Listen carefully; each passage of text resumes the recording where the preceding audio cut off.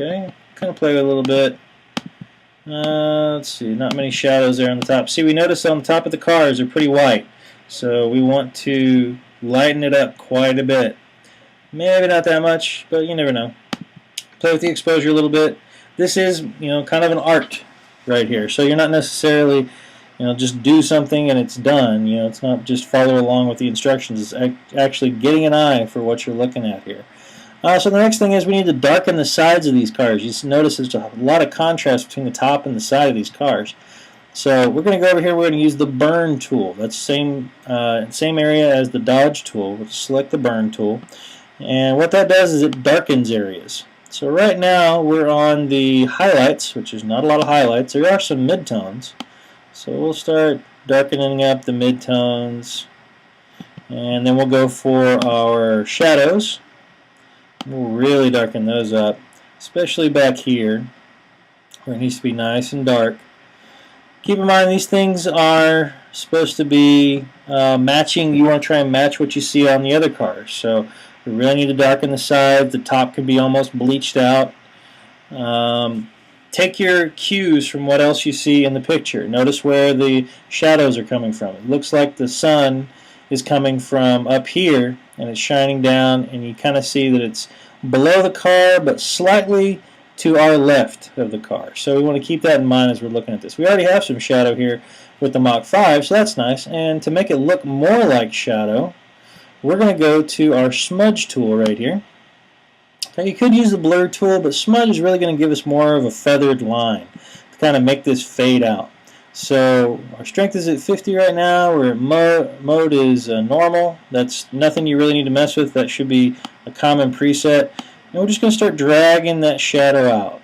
Okay, and you just pull it out away from the car, kind of like you're sculpting a little bit.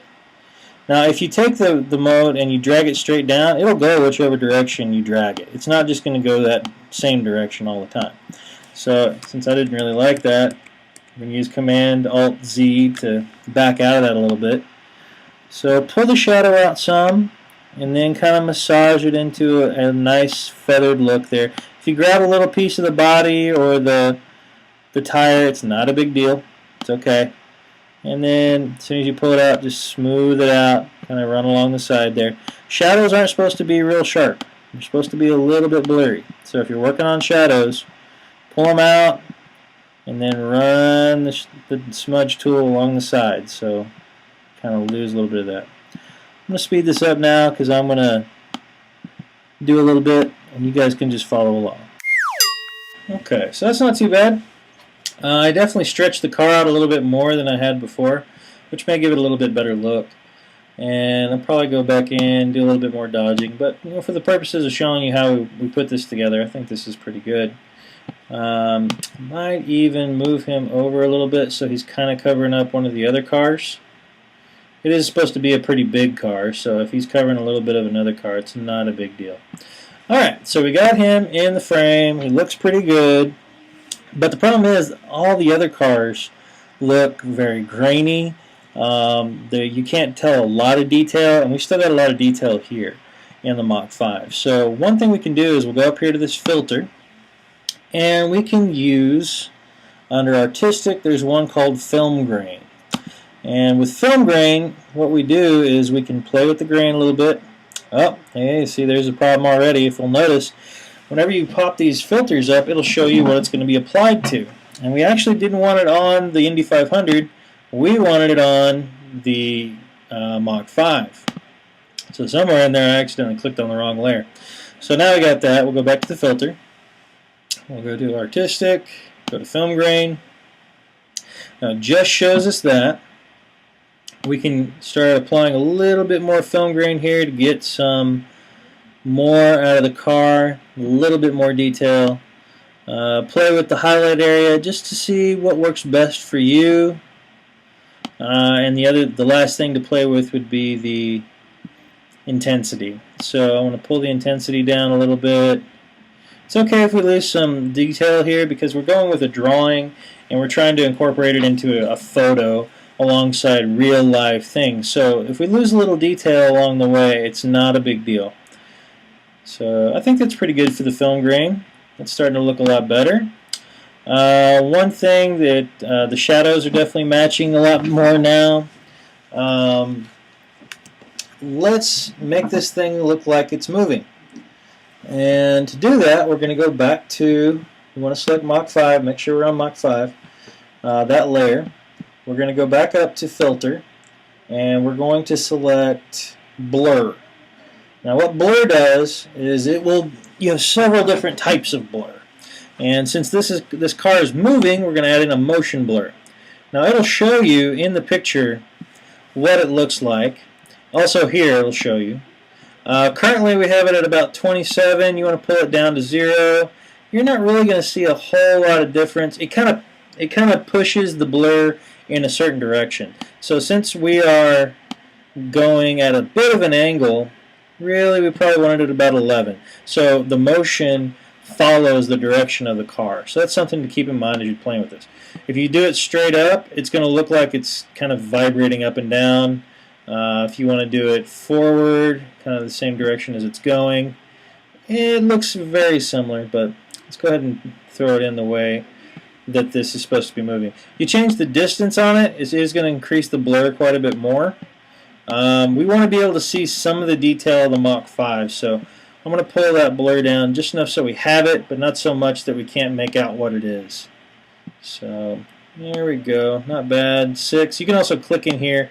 If you see any fields that have numbers in them, you can always go in and type into them.